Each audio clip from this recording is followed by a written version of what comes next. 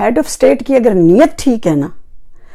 تو پھر بھلے ساری دنیا کی اپوزیشن اس کے خلاف کیوں نہ اکٹھی ہو جائے، کوئی اس کا کچھ نہیں بگاڑ سکتا۔ نیت اگر خالص ہوگی اور بندے کا عزم ہوگا، ارادہ ہوگا، جیسا کہ تبدیلی کا عمران خان کا ایک عزم وہ ہمیشہ سے انہوں نے شو کیا ہے، اور اگر ان کی نیت پختہ ہوگی، حضرت عمر فاروق کی سنت میں سے کوئی تھوڑا سا حصہ بھی وہ لے لیں، خلفائے راشدین کے سنت جو انہوں نے جس طریقے سے ریاست مدینہ کو چلایا اور پوری دنیا تک ایک پیغام پہنچا، ایک انصاف کا، انسانیت کا، اسلام کا، اگر اس میں سے کچھ پرسنٹیج بھی عمران خان سچی نیت سے لے کے چلتے ہیں تو بھلے ساری دنیا کی اپوزیشن کیا دشمن بھی اکٹھے ہو جائیں تو کوئی کچھ نہیں بگاڑ سکتے۔ ہمارے ہاں مسئلہ اس وقت خراب ہوتا ہے جب لوگ بدنیت ہوتے ہیں۔ بدنیت جو ہوتا ہے نا، اس کے پاس چاہے کتنی بھی فورس کیوں نہ ہو، کتنی بھلے ساری کی ساری عوام اس کے ساتھ کیوں نہ ہو، بدنیت بندہ زیادہ دیر نہ چل سکتا ہے نہ ملک کو چلا سکتا ہے۔ یہ جو ہمیں پہلے بھی ایکسپلائٹ کیا جاتا رہا اسلام کے نام پہ، جی اب ہمارا ہیڈ آف سٹیٹ عمرہ کر رہا ہے، کوئی حجر اسود کو بوسہ لیتے ہوئے اس کے ویڈیوز آ رہی ہیں، کوئی جناب بیت اللہ شریف کے اندر تشریف لے جا رہا ہے، اس کی ویڈیوز اور فوٹوز آ رہی ہیں، خبریں آ رہی ہیں۔ یہ چیزیں دکھا کے ہمیں ایکسپلائٹ نہ کیا جائے، پہلے بہت کیا گیا ہے، کیا جاتا رہا ہے، جتنے ہیڈ آف سٹیٹ گزرے ہیں پاکستان میں۔ تو یاد رکھیں کہ ابو جہل جو تھا نا، وہ تو بیت اللہ شریف کے اوپر کھڑے اوپر بھی چلا جاتا تھا، چھت پہ بھی چلا جاتا تھا ابو جہل، ٹھیک ہے۔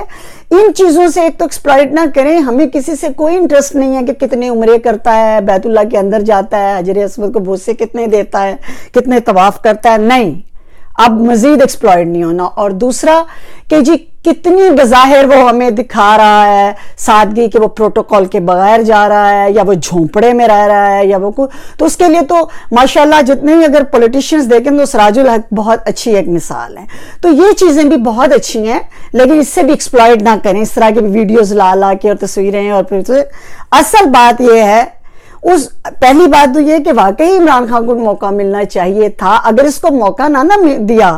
تو یہ ساری زندگی کے لیے ایک لیڈر محروم اور مرحوم قسم کا بن جائے گا کہ ہائے اگر عمران کو موقع ملتا تو پتہ نہیں کیا ہونا تھا۔ تو اچھا ہے اس کو موقع مل رہا ہے۔ دوسری بات یہ کہ اپوزیشن جتنی مرضی اب لے آئیں، ایک اگر نیک نیت بندہ ہو،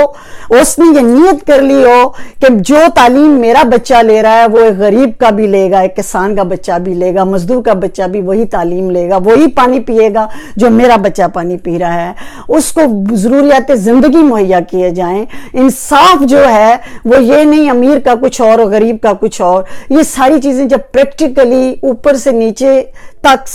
محسوس ہوں گی، یہ جو ثواب اور صدقہ جاریہ تقریروں کا ہے نا، یہ جب نیچے والے غریب طبقے تک جب محسوس ہو جائے گا کہ ہاں ایک غریب اور کسان اور مزدور کا بچہ بھی وہی ایجوکیشن لے رہا ہے۔ میں یہ تو نہیں کہتی کہ جو عمران خان کا بچہ لے رہا ہے یا نواز شریف کے بچہ لے رہا ہے یا زرداری کا بچہ لے رہا ہے، لیکن کم از کم باعزت سکولنگ اس کو مل رہی ہے اور صاف پانی مل رہا ہے، انصاف سستا اور فوری انصاف مل رہا ہے، اس کو ضروریات زندگی مل رہی ہیں، تو ہم سمجھیں گے کہ یہ بندہ نیت لے کے آیا تھا۔ پھر کوئی اپوزیشن اس کی کچھ نہیں بگاڑ سکتی، کوئی کسی بندوق کی گولی اس کا کچھ نہیں، موت لکھی ہوئی ہے، چاہے آپ پروٹوکول دیں، سیکیورٹی دیں یا نہ دیں، اس کا وقت مقرر ہے۔ یہ تو بہت اچھی بات ہے کہ کوئی پاکستان کو یہ والا ٹیسٹ دے کے چلا جائے کہ یار پاکستان میں بھی غریب بھی انسان ہوتا ہے، تو وہ بھلے گولی سے شہید ہو جائے یا طبعی موت سے مر جائے، کوئی فرق نہیں پڑتا۔ وہ منیر نیازی کو کسی سیاستدان نے کہا تھا، اور نیازی صاحب میں تے نا مر کے بچیا جائے، تو نیازی صاحب نے کہا تھا کوئی گل نہیں پتر، بچ کے مر جائیں گا، مرنا تو ہے ہی نا۔ تو اس طریقے سے پھر جائیں کہ بندہ یاد رکھے۔ تو عمران خان ابھی فی الحال ابھی تک انہوں نے اوتھ نہیں لیا، ابھی تک وزارت عظمیٰ کا اعلان نہیں ہوا، لیکن پوری دنیا میں ان کو بہت ویلکم کیا جا رہا ہے،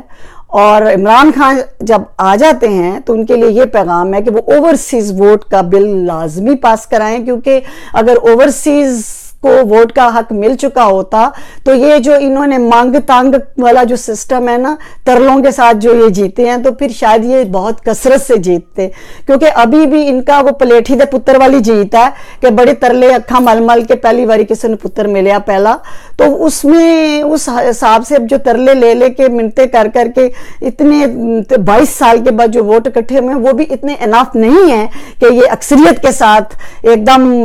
بڑے وہ کہیں گے جی وزیر اعظم بن رہے ہیں۔ تو ابھی مانگ تانگ کا سلسلہ ہے، جو کل ان کی جو دشمن تھے ان کے، یا کل جو ان کی اپوزیشن تھے، مخالفین تھے، وہ آج ان کے حریف بن کے تو ان کو وہ کہتے ہیں نا سارے لنگڑے لولے پارٹیاں جمع کر کے تو ان کو وہ وزارت عظمیٰ دلائی جا رہی ہے کہ کسی طریقے سے وہ ایک خواب جو تبدیلی کا ہے، ایک نظام کا ہے، اچھے نظام، مساوی نظام کا وہ مل جائے۔ باقی نئے پاکستان پہ تو میں بلیو نہیں کرتی، پرانا پاکستان زندہ باد جو قائد اعظم محمد علی جناح نے بنایا، اور ان کے بہت سارے جانثار جو ہیں جنہوں نے شہادتیں دی، جنہوں نے قربانیاں دی، جدوجہد کیا، ہم اس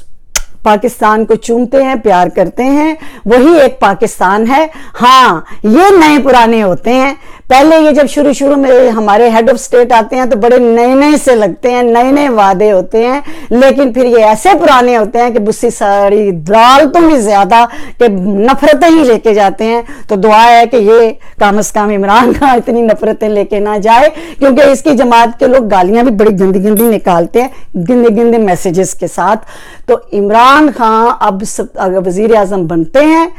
تو ستمبر میں یونائٹڈ سٹیٹس کا جو سالانہ اجلاس ہوتا ہے جس میں پوری دنیا کے ہیڈ آف سٹیٹس آتے ہیں، پھر اس میں عمران خان بطور وزیر اعظم پاکستان نیو یارک میں آئیں گے، اور پھر یہاں تارکین وطن جو ہیں پاکستانی، ان کو یہ بڑی امید ہے کہ پاکستان کا بھی کوئی اوباما آئے گا اور وہ ایک دھڑلے دار سپیچ یونائٹڈ سٹیٹس میں کھڑے ہو کے کرے گا۔ دیکھیں یہ خواب پورے ہوتے ہیں، لیکن پورے ہونے میں کوئی شبہ بھی نہیں، نیتیں بس صرف نیت سیدھی ہو